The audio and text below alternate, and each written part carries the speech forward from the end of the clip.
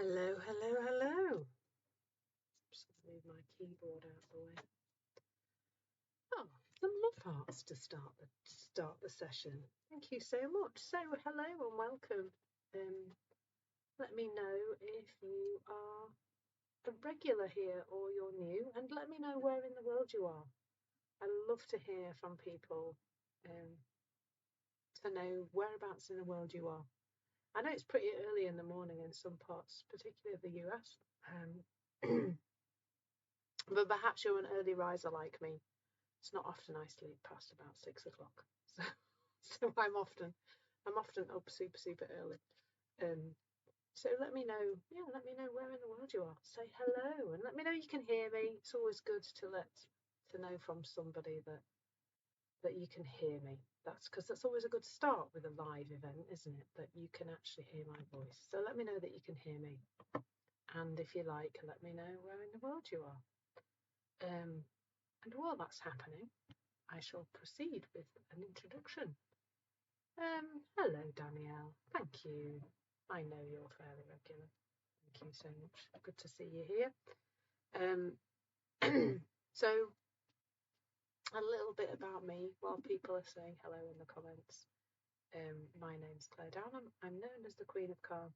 And I often say to people, that's not because I'm calm all the time, because that is an unhuman thing to be, I think. I don't think anybody, even the most, I don't know, anybody who's living life in the form is going to experience feelings, and that's okay. Emotional ups and downs, they're normal. So I'm not calm all the time. What's fundamentally changed for me in the last few years is that I'm not too overly bothered about my emotional state. And so as a result of that, my emotions tend to flow more easily. I don't get stuck in things for very long. I get stuck in things, but just not as long as I used to. So I'm not calm all the time, but somebody once said, oh, you're like the Queen of Calm, you, and I like a bit of alliteration. And my name's Claire, so Claire the Queen of Calm. It was a bit irresistible, really, to go for in terms of how I spoke about my business. I call myself a human potential catalyst, which means I help you just have a nicer experience of yourself, a nicer experience of life, to reveal what's your human potential, what you're actually capable of in the world. To see more of that, because I don't think perhaps most of us see all our potential. And to do all of that from a place of calm, balance and clarity, no tools, no techniques, no poking around in your past. I literally will share no tools and no techniques on this session. So if you're looking for tools and techniques, you're probably not in the right place. What I will share is a really simple understanding about how the mind works, which is known as the three principles and is often known as the inside out understanding. And that is the fundamental basis, or the fundamental premise of that is that all our experience, only 100% of the time, is created from the inside out and not from the outside in. So when you hear me talk about things, that's what I will always be pointing to. It works inside out, not outside in. I will be pointing to your innate well-being, and that is that everything that you already need is inside you. And there's a great feeling to that in terms of working with people, and that is to see other people as whole and well. That's a big change for me from when I first worked with people. I was a hypnotherapist, and it very much came from the place of seeing that everybody was a bit broken by their past and a bit damaged, and they needed my help to feel better and be better, and behave better, think better. And that's where I ran my first business from that premise, really. That was my job, to fix people. And now I come from such a different perspective, and therefore my experience of working with other people is a whole lot nicer, because all I'm doing all the time is looking to see what they maybe haven't seen, that they are okay, that they are wise beyond belief, that they are peace, love, and wisdom, that all of those things are there, and that just temporarily they're caught up in their thinking. And that's all that's ever happening for any of us, really. We're temporarily caught up in, or we're temporarily misunderstanding where our feelings are coming from. I came across this understanding in January 2020. It's changed my life dramatically. I do apologise because today, for some reason, my voice is a little bit croaky. Got a great voice for radio today, because it's a little bit croaky. So we'll keep drinking water and try and keep that. Excuse me, keep it going. So yeah, I've had an amazing 3.5 years learning this understanding, and have been sharing it pretty much most of that time, really, and it's had a profound effect on my whole life. So what do I do here on Insight Timer? I teach sessions like this, and what I'm really looking for here is plenty of interaction. Like, ask questions, share your thoughts. You don't have to, but that's what makes it more your session than mine, because I'm not here for me. I'm here to support you. And on that note, just to remind you, and good afternoon, Kathy, lovely to see you. And on that note, to remind you that these sessions are only brought to you by a donation. I don't get paid for delivering these sessions, so if you are able to support me and Insight Timer, of course, in any way, then donations are very gratefully received. And I'm already kind of putting out that feeling of gratitude for everybody who ever has made a donation, and there have been many, and for anybody else who's going to make a donation going forward. So thank you for that. If you are new to listen to me, then please do say hello in the comments and let me know. If you're a repeat offender, as we like to call people who keep coming back, if you've been here before, then let me know too. What else was I going to say? Yeah, so as well as doing these live sessions, I have lots and lots of free stuff, absolutely loads of free stuff on the platform. So there's lots of things that you can listen to, little podcasts. So this morning I recorded a podcast with the same title as this, which means that you can go and get a little recap if you miss any of the live, or you just want to hear something of the same nature again. There's a way to do that. That's on my link in bio. So if you go to my bio, there's a link there in my bio, and you can check out those tracks on the Insight Timer platform. There's a screen grab of this video, and that will be on the link in bio. You can watch the whole thing then. If you miss any of it, we're coming in late. You've not missed much if you're only just turning up, by the way. And if you're only just turning up, please say hello. Let me know where you are in the world. Just bear with me. I'm going to have to keep drinking because my voice keeps crackling away.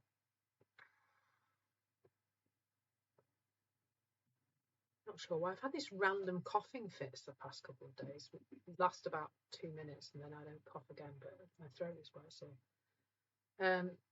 So I have 4 courses now on Insight Timer, which you can explore. If you're interested in this topic about relationships that we're on at the moment, creating harmonious connections and enhancing relationships with the 3 principles is the course. I'm going to make all the rest of the titles shorter from now on. That's too long, that title. I'm just in the process of creating course number 5, which is, I think, going to be a much more not a basic course, like an introductory course to the 3 principles and to everything I talk about. And then what I will do is, if people are new to this understanding, I can send them to that course. So I'm looking at that now. And the theme next month will be around that, kind of the real basics of exploring the 3 principles. So watch this space for that coming up in September. So today, and if you haven't already followed me, please do follow me, and then you get to know about everything that I release. And you get to learn more about the 3 principles, the inside out understanding, and then you'll just have a jolly well nicer experience of life, which I think is what we're all here for, isn't it? Anybody else here for that? I think that's why we would come to an app like this. Yes, Danielle, definitely yes. It's because we're seeking a nicer feeling, isn't it? Turns out it's actually stopping seeking that creates the nicer feeling, which is a little bit ironic, but never mind. I was chatting to somebody yesterday about self-development, and I do feel that some of it's become a little bit toxic, really, in terms of this expectation that we're supposed to be working on ourselves forever and ever, when really that possibly isn't necessary. So today we're going to talk about vulnerability as the gate, embracing vulnerability as the gateway to intimacy. And when I came to, so I kind of, I got this title, and then I was like, right, well, let's think about the words in this. So let's crack on with this subject now and really get into it. So as I'm doing that, you might want to pop in the comments, why this title? Why did it resonate with you? What's brought you here?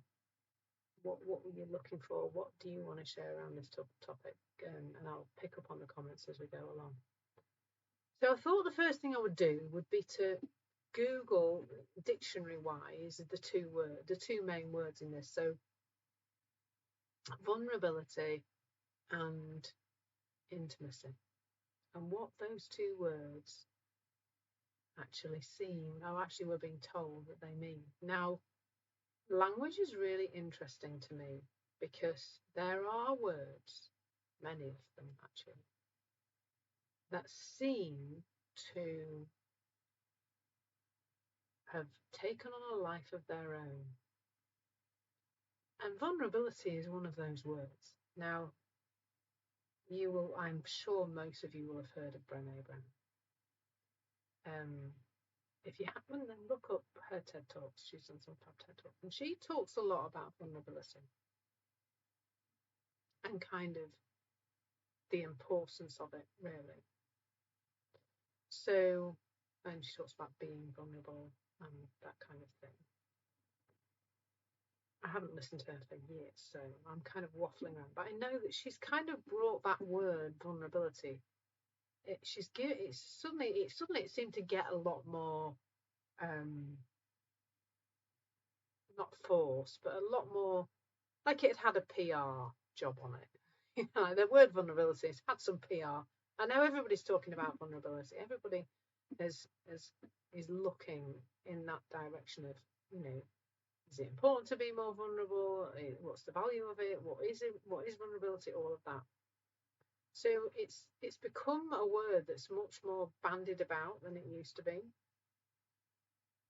So I thought, right, let's have a look at the dictionary definition of vulnerable.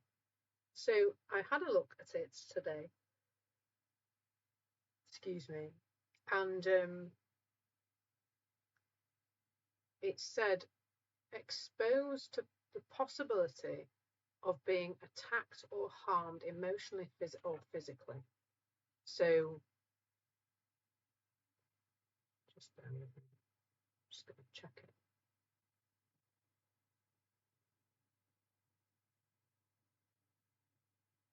Oops.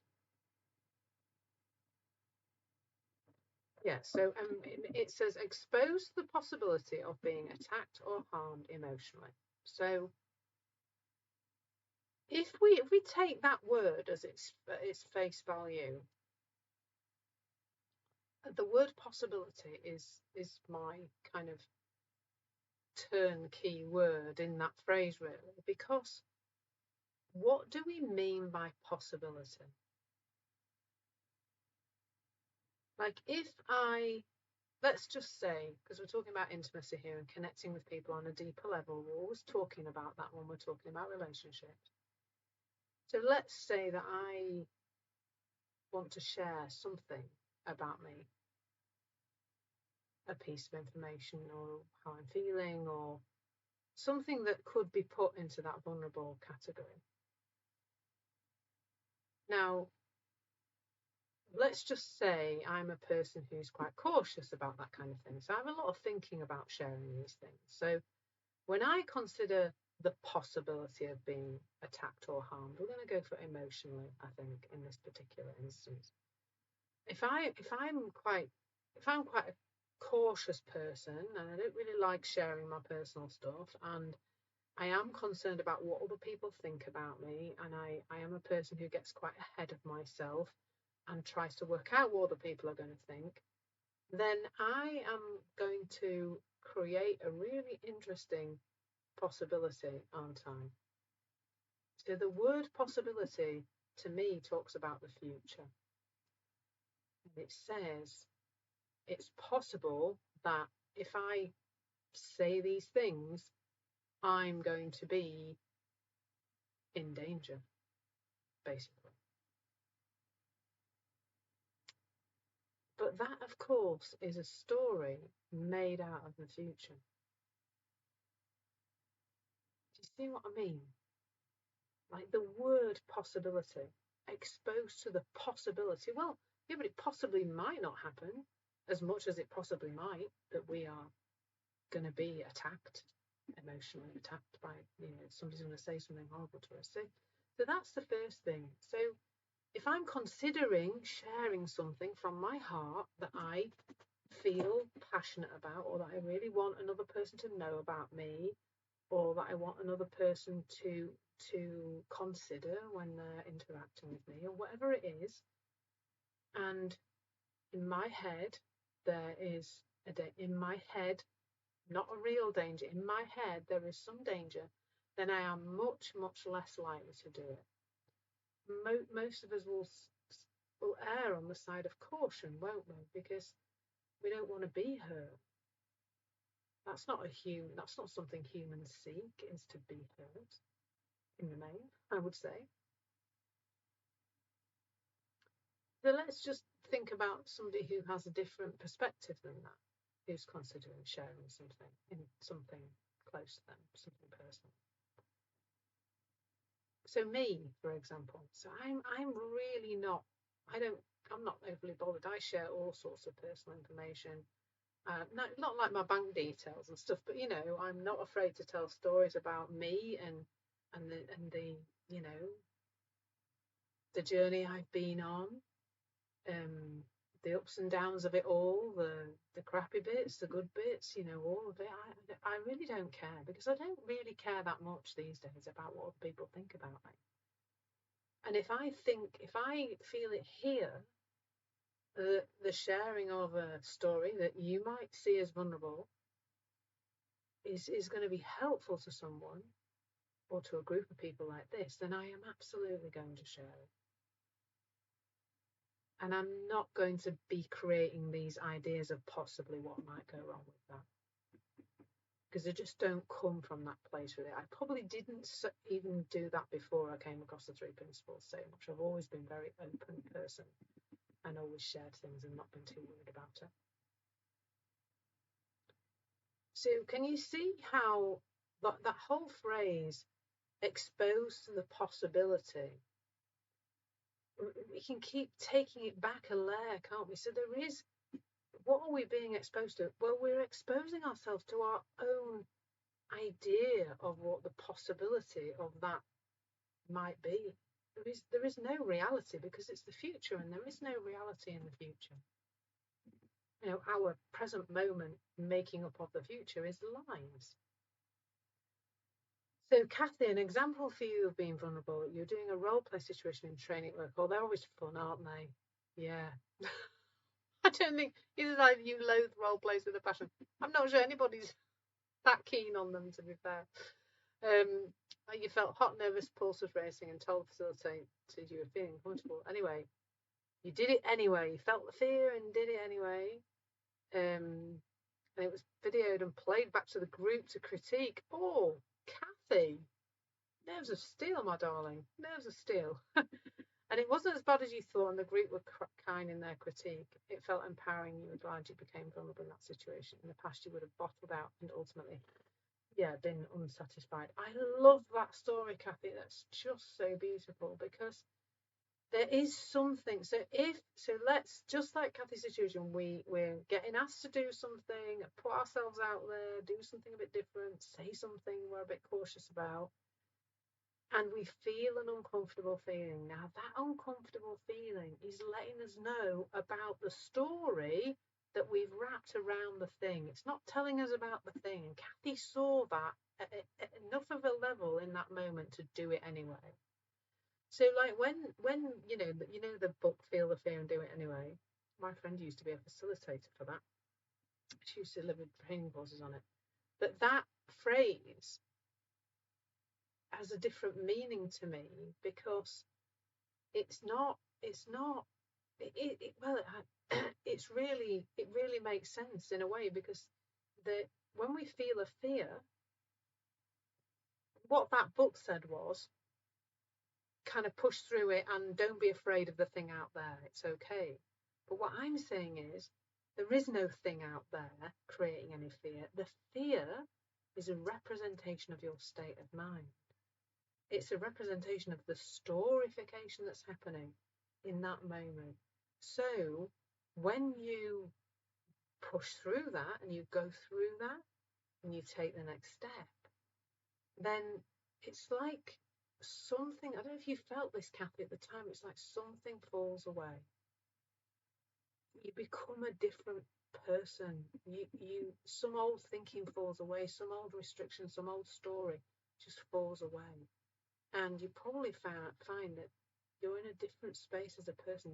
There's insight that comes with that experience, definitely.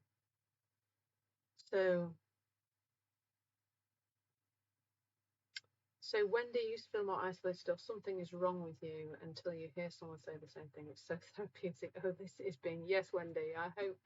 I'm glad. I find that I've got a lovely 18-year-old young lady who's a client at the moment, and she was beginning to think she was not normal because she'd already seen what I share quite insightfully, and she said, "Oh, I'm so glad you're saying what you're saying, because I'd seen this and nobody else seemed to have seen it, and it was confusing me because you know." And like I guess you're saying too, when Kathy's story, that you've seen the same thing. We all have at some point stepped through a discomfort into a place. So going back to the word vulnerable, are we really exposing ourselves to anything other than thought, a thought created illusion? And as we start to see that, well, we're not our thinking anyway, then we're not this persona, personality, whatever you can call it, but we are the energy of life, God, the universe, whatever you want to call it.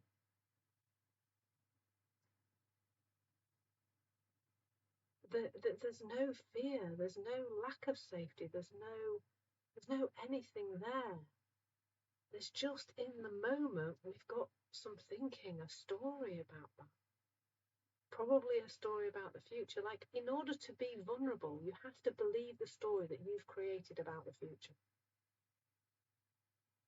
Do you hear that? There is no such thing as vulnerability. When you start to see that the fear that you're creating, the fear is being created by thought in the moment. There's nothing out there to be afraid of. That's all an illusion. So the need to be vulnerable falls away when you are not in a place of thought-created fear. You're just doing the next thing. You're doing what comes from here, whatever that is, to share, to take the next step, to do the next role-play situation. Although not many of us are volunteering for that, Kathy, I think you'll find. So, Wendy, being vulnerable is helping someone else know it's okay, safe. But what is safety, Wendy? What is safety? Like, physical-wise, there's a thing, a safety thing. But when we're talking about the ego, it's just a story, isn't it? It's just an illusion. A sense that there is a me, a self here to keep safe. a sense then that the next layer of this is I share something with my story on board. I share something, I do something, I put myself out there into this so-called vulnerable place, and somebody says something rude, or doesn't like it, or says I'm an idiot, or laughs at me, or doesn't give very nice feedback, just gives really mean feedback, not kind at all. And that's only a problem if we think the world works outside in. If we think that other people's opinion of us has anything to do with us. If we think the words of another person can hurt us. No, our thinking about the words of another person can feel really awful, but the words of another person can't hurt us.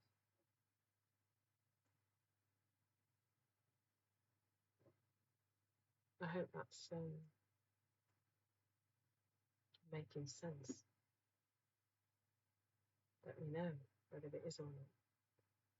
All the time, we're looking to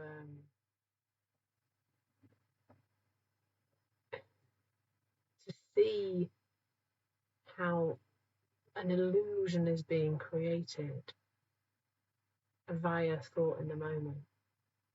That's where we're looking. We're looking to see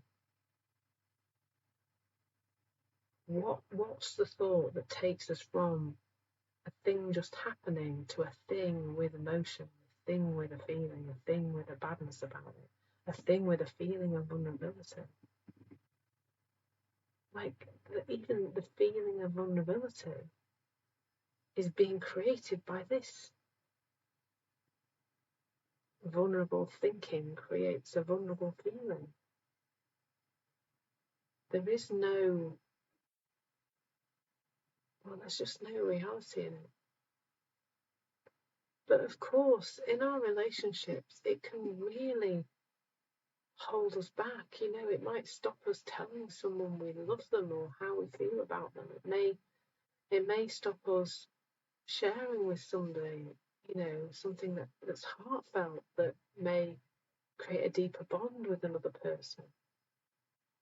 Because the other word in, embracing vulnerability, the gateway to intimacy, the intimacy word means closely acquainted or familiar.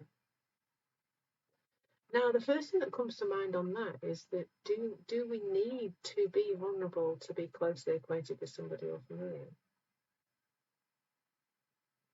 That sounds like a story too. Maybe we do, maybe we don't.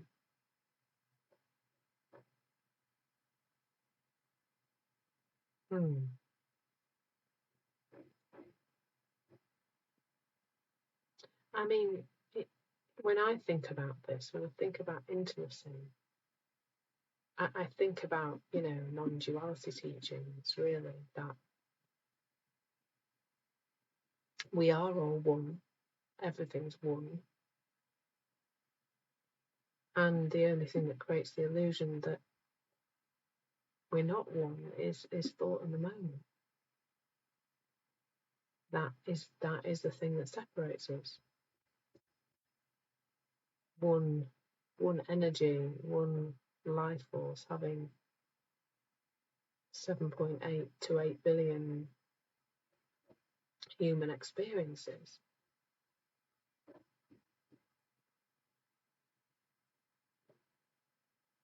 Like that,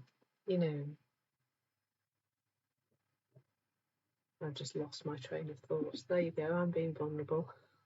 Please don't judge me for losing my train of thought. Just completely went. The oneness, that the intimately, closely acquainted and familiar. Well, you hold a baby, like a little tiny newbornish baby. That baby is utterly closely acquainted with you and utterly familiar. In fact, that baby thinks it is you. It can see no separation. So this concept, again, a concept of intimacy, is another illusion, because we're already intimate with everybody and everything.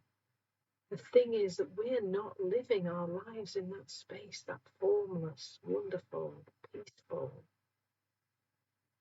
calm-filled, loving space.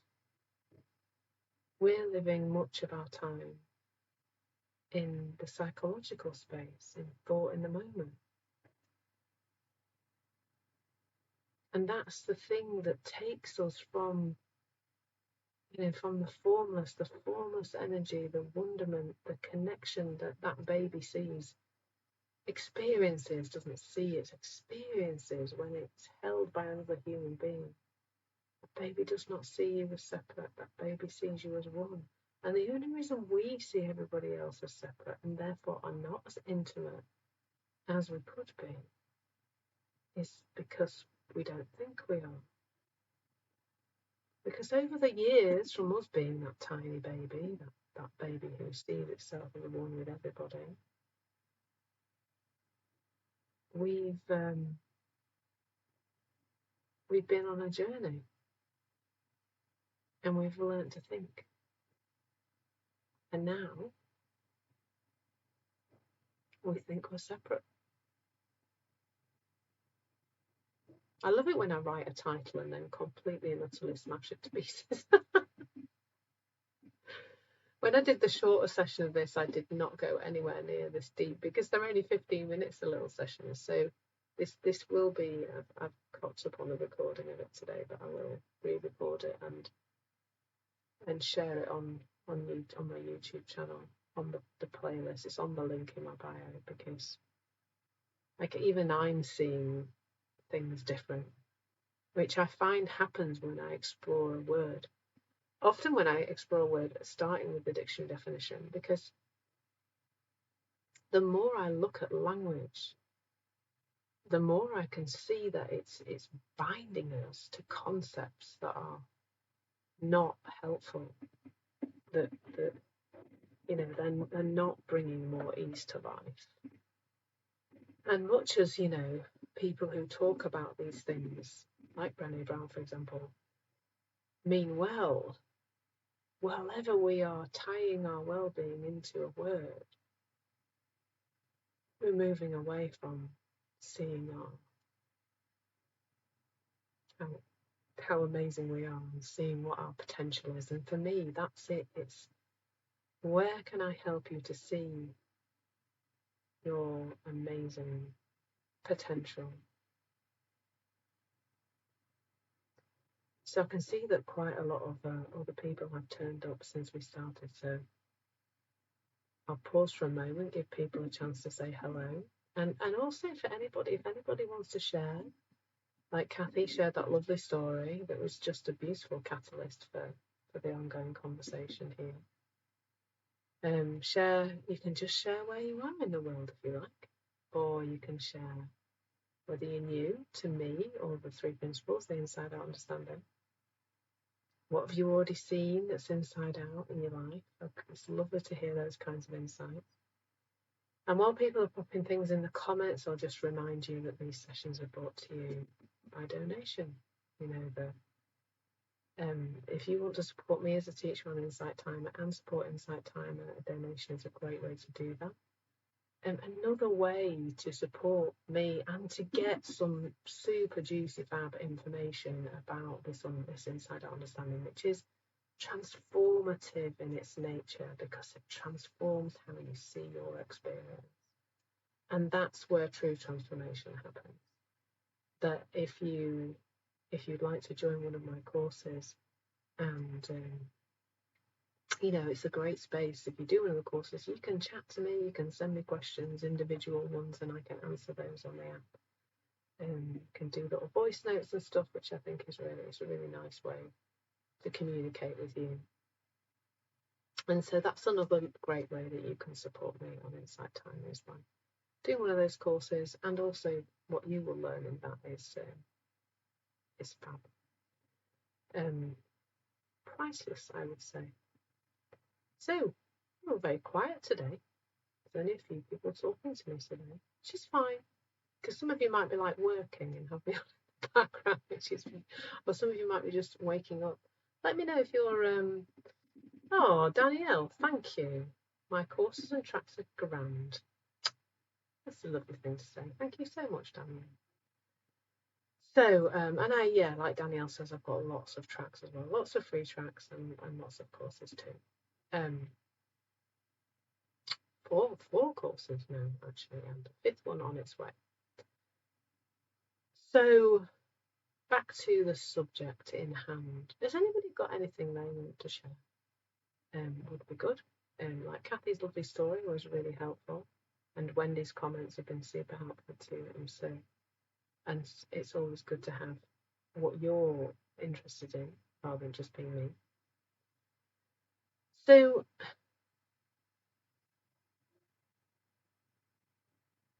on a really kind of simple level, like I was saying before, this intimacy between us and others, whether that's other humans, trees, plants, animals, whatever, already exists.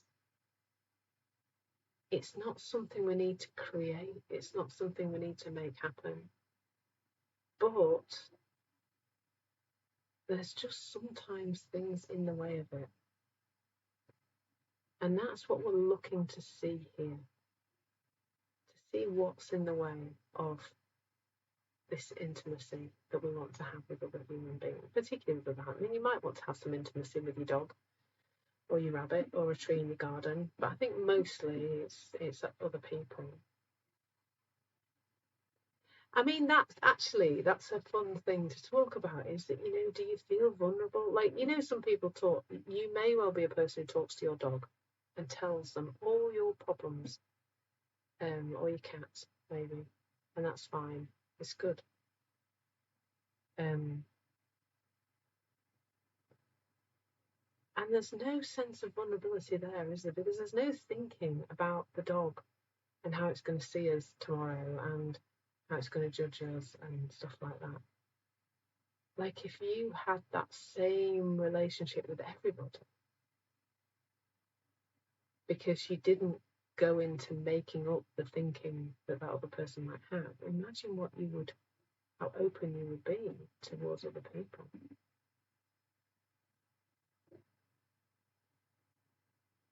Interesting.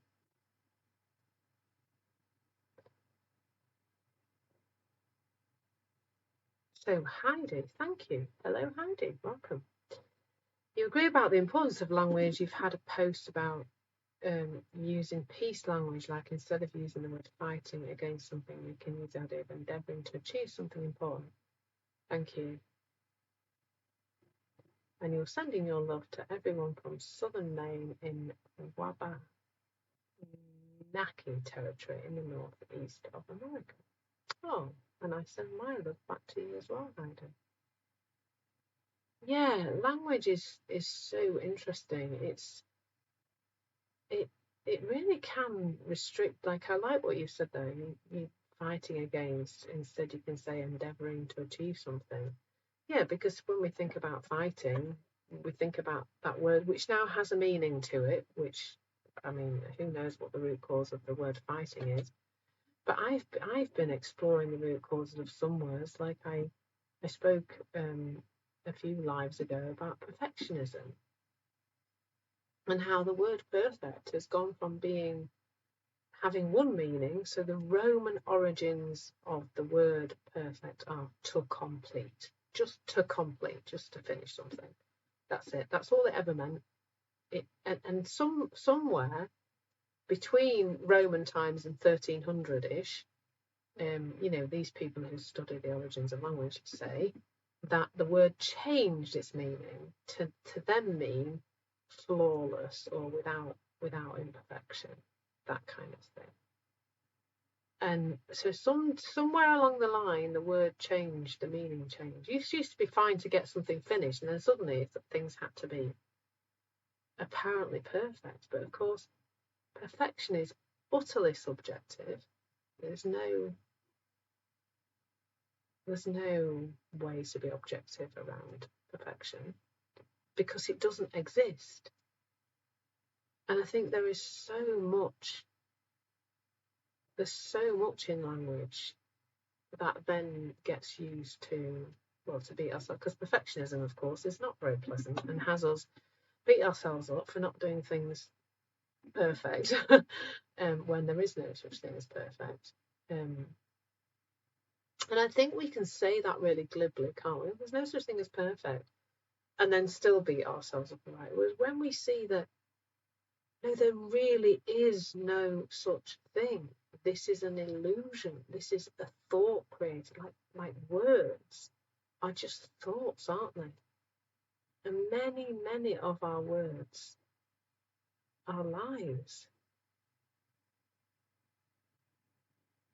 They're just illusions. And so a word like vulnerable has been given kudos. I think it's a bit like, I think it's very similar to confidence, sort of the opposite really, but if you think about confidence, I did an exploration of confidence a little while ago, and in the end, I kind of concluded that there was no such thing. There's no such thing as confidence. Human beings are either doing something or they're not doing it. With the vulnerability piece, you're either doing the thing or you're not doing it.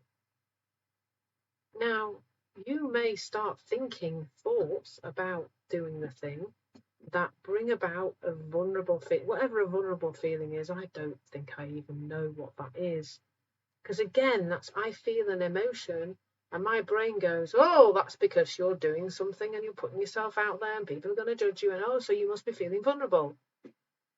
Well, maybe, but maybe not.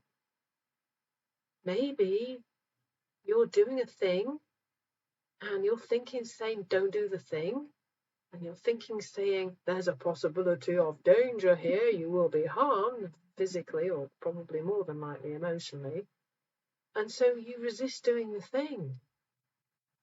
And the feeling that you label that, I feel vulnerable, because somewhere along the line you've picked up that word describes this thing that you feel. No, there's a sensation in your body created by thought in the moment, and it's thought in the moment that's stopping you doing a thing that you actually really want to do. Like here, you want to do it, don't you? Up here is going, no, because I've got a lot of stories about why you shouldn't do that. Look at them all. Don't know what that noise was, but we're going with it. And so then you're not doing the thing. And you're missing something, and you're missing a connection with another person. Or you're missing an opportunity if it's a confidence, if it's just putting yourself out there. I think there's some real allegiance between vulnerability and confidence, because how often do we not do a thing because we say we don't feel confident? What is that? What does feeling confident even mean? You're either doing a thing or you're not doing a thing. And we say we want to feel confident. What we actually mean is we want to feel at peace while we do a thing. And when we say we don't want to feel vulnerable, we mean the same thing. We mean we want to feel at peace while we're doing a thing that feels at peace here, but then it goes via here, and it's a mess because and I'm feeling really, glad you said yes, Emily, because I feel really emotional sharing this, because this is it. Doing a thing or not doing a thing, and then feeling a sensation and describing that as feeling vulnerable. Because our thinking is going crazy about doing that thing, because at some point in the past, who knows when, you did a thing like that and everybody laughed at you and you felt a bit stupid and it didn't work out, whatever. We don't need the story of the past. But that's why you've got a load of thinking that says you can't connect with this person on that level, you can't share that with them. You can't be vulnerable. None of it exists. It's all this thought-created illusion.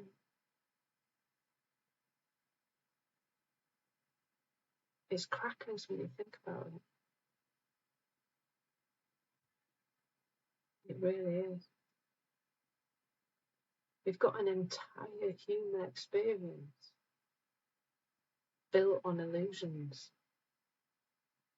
And I don't know if you've noticed, but I've noticed that people are suffering as a result of this illusion. Really suffering, having horrible experiences, feeling terrible, not functioning in life as I don't want to say as we should, but just as human beings have the capacity to, the potential to. Oh, Heidi, that's a shame. I hope to see you again, Heidi. That'll be lovely. Yeah. Blessings to you too, Heidi.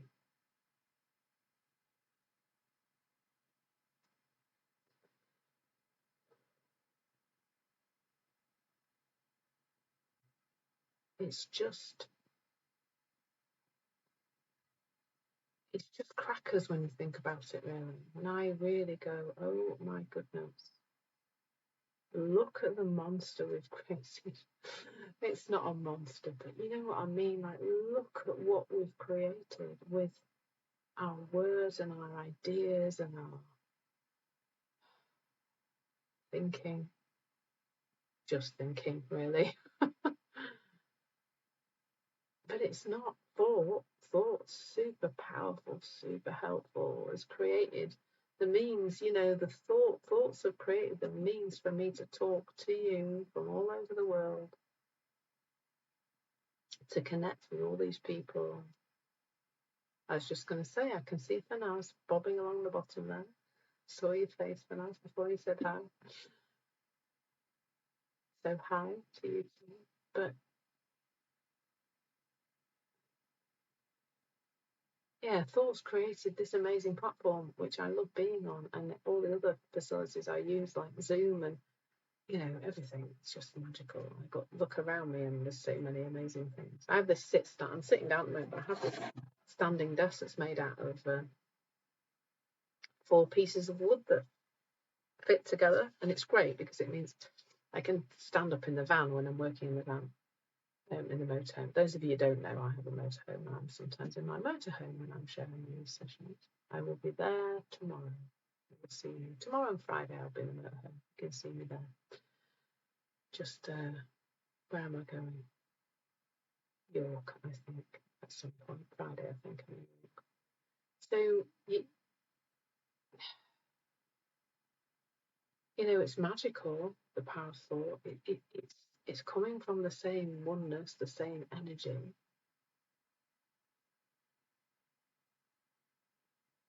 But it likes to label, and it likes to compare, and it likes to make up futures, and it likes to put us down a bit, and it likes to moan. Just thought does all of that too. But we don't have to agree with it, and we don't have to believe it. It has a sneaky habit of lying. It makes illusions look like vulnerability and intimacy. And all of this has dripped into society, but it's dripped into us too. So for now, as you agree with everything I say, you're not enjoying your life until now for the past couple of years because you've been waiting to be rescued. Oh, bless you.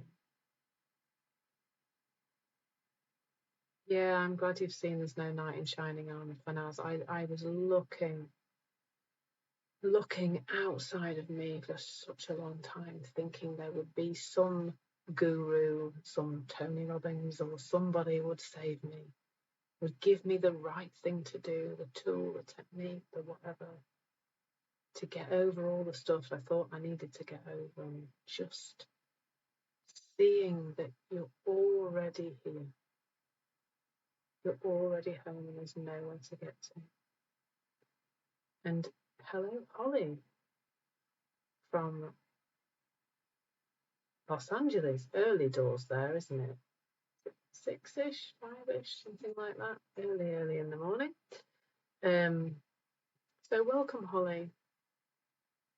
So good to have you here. And if you're new to me, then please do follow me. And there's lots and lots of things for you to listen to on this understanding. And Kathy, I really do recommend the motorhome lifestyle. Yeah, we really enjoy it.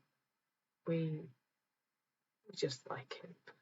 We like the project. We're going to Aberdeen in a few weeks' time, and I like the wild camping. I don't want to stay on campsites. I just kind of like to potter around. And when we go to Aberdeen, there's a little patch of the front, where the sea is, where you can park up. There's loads of other camper van owners and motorhomes there. It's quite a nice little community, and I like to stay there. My fiance's like on about campsites. I don't want to stay on the campsite. So I've said, no, I don't want to stay on the campsite. I want to stay on the front in Aberdeen. It's just so lovely. So, and I know I've got a good signal there as well, which is also important because I work from my motorhome a lot of the time. So the last week in August, I'll be in York, and then beginning of September. First couple of weeks of September, I'll be in Aberdeen, so I'll have the sea, a sea view, which is always lovely. Yeah, I really love it, Kathy. I do recommend if you ever get the opportunity. Really recommend it. I've seen a few people wild camping in tents in the UK recently. I was down by the canal the other day in Leeds, and there was somebody setting up a tent down by the canal in Leeds. I was like, what the heck? Never seen that before. It was chucking it down with rain, and they had one of these tents where one of those where that if you touch the side, the whole the water's going to come pouring through. So, well, Dina, I was very fortunate that my mum was always into motorhoming with my dad for about 30 years, and he died, and my mum sort of helped us to buy a motorhome. So we don't live there full time. I'm in the house at the moment, but we go away for good sort of 2 to 3 weeks at a time for my fiance's work. So then I work for the family, they love to work. But long term, we're hoping to do it much more long term. So behind the curtains here is a lot of stuff that's being gradually decluttered. We're gradually getting rid of stuff and decluttering so that we can go more long term in the motorhome and rent the house off. That's the aim, is that the house will become a rental property while we flit off around Europe. Well, we flit off around Europe for 90 days at a time, because obviously you can't stay in Europe now for longer than 90 days because we're not in the club. We've left the club.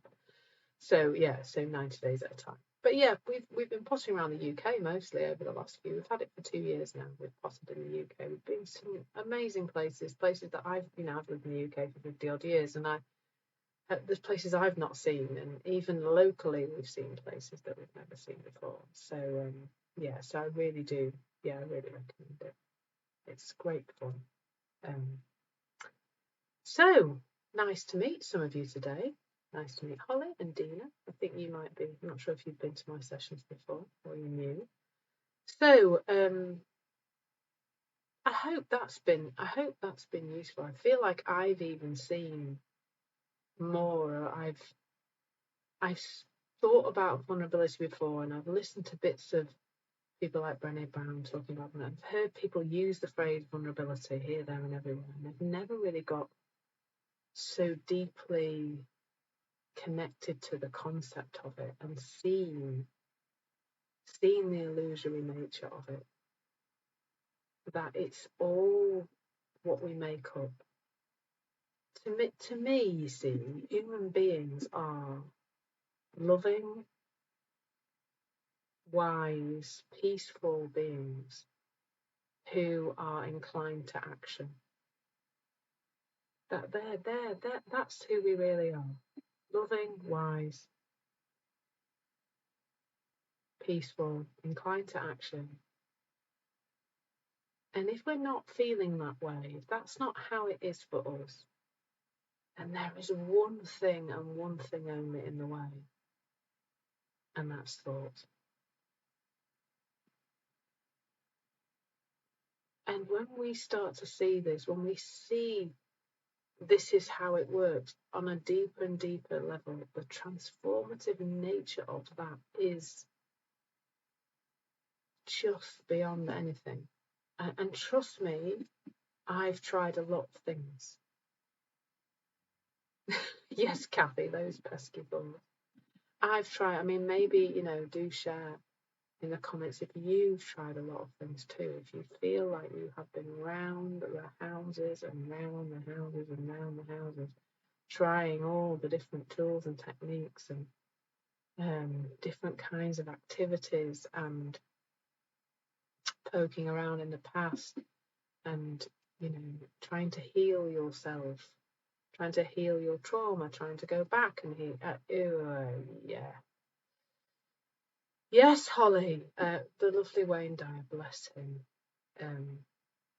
Yeah, I would say he's pointing in a very similar direction. It's just that I guess the difference with the three principles is that we're not going to tell you, there's nothing to do. It's just to understand that thought is everything. Whereas I think Wayne Dyer would tend to point us towards a tool or a technique or something like that. Something to do like a meditation or some affirmations maybe or something like that. Whereas with the three principles, we really are, I really am saying you are perfect, whole and well. You don't need to do anything to be okay. But when you see how your experience has been created by a thought in the moment, the capacity your system has is to let go of that. And it's just like at some point it makes sense to get off a train of thought. Like if we see with this vulnerability thing, if we see in the moment, oh, I really feel from my heart I want to share something or do something like Kathy was talking about earlier. And I really want to do this thing, but I can see that my thoughts about how it might be received and how I might be judged and what's going to happen to me, how might I be emotionally attacked if I do this thing, then we're not going to do the thing. Whereas when we see, oh, there's my story, it's off on one again. And it is light. For me, it's very light like that. It's very light. It's very, oh, here I go again with my funny old stories about life. Then there's something that just emerges where we just get off the train of thought. It doesn't, for me these days, it doesn't feel like a decision. It feels like a happening. Like there is something in me that has the capacity to take me back to calm. And it will try its damnedest to do that. Most of the time, that just means stop thinking about that, Claire. Not that I go, oh, I know what Claire said in that live session. She said, I've got to stop thinking about that. But when you see that's where the suffering is coming from, it just makes sense to stop. And, I usually have a big wooden ruler, and I don't know where my big wooden ruler has gone. It's disappeared. Oh, it's here. Got it. It's better with the big wooden ruler than it. It's like this. Many of you have seen this before, but some people will be new to me hitting myself on the head with a ruler. It's like me sitting here saying, I've got this awful headache and I can't get rid of it. It's on this side of my head, and I've tried everything. I've been sniffing lavender oil and I've been out for lots of walks and I've drunk loads of water and I'm avoiding caffeine and I've had loads of sleep and I still can't. I'm even avoiding my screen and I still can't get rid of my headache. What are you going to say to me? You're going to say, stop it. Stop hitting yourself on the head with a ruler. And as soon as you point out the ruler is there, I will stop hitting myself on the head with it. Because it's silly. because it's silly. And you know, Fanaz, you're saying you need a ruler. No, don't start hitting yourself on the head with a ruler, please. And that you're your worst enemy, but you are doing the best you can. And what I'm hearing, Fanaz, is that you're seeing this now. And that's exciting. And you will, when we see this is causing us suffering, more and more we stop. Now, sometimes we kind of absent-mindedly forget and we start hitting ourselves on the head with a ruler again and we go, oh, no, oh, hang on, stop it. The more we see that thought is creating our suffering, more of the time we're going to put that down. Just put it down. Not do anything about it, not try and change it. We'll just put it down. Not because Claire says put it down, but because we just go, oh, I see where the headache is coming from. I see where the suffering, this is thought. The suffering's coming from here.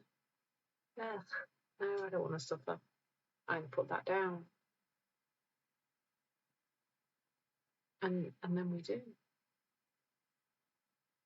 And that's why this is so transformative, because it doesn't matter what aspect of life you are considering. Like, we're exploring relationships all month in August, and there's a lovely course to go with this called Creating Harmonious Connections and Enhancing Relationships with the Three Principles, which has a too long title. I'm not doing another one like that with such a long title. That as we explore relationships, what I've been seeing all this month is that it's the same flipping stuff that's coming up with relationships as came up with productivity, as came up with revealing our potential, as comes up with every single part of the human experience. I could do a month on another subject next month, and I pretty much guarantee it's going to have the same. I'm going to be saying the same things, and that's what's great about this understanding, as well, is that you can just keep hearing it on a deeper and deeper level. Just keep listening,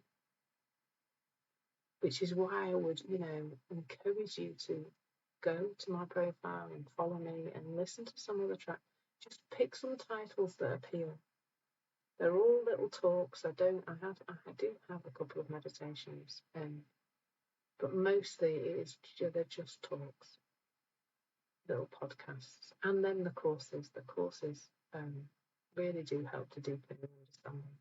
And as I say, that's a great place to communicate with me as well on the course platform. So I got something out of that one. I saw something on a different level during that session, so I really hope you did too.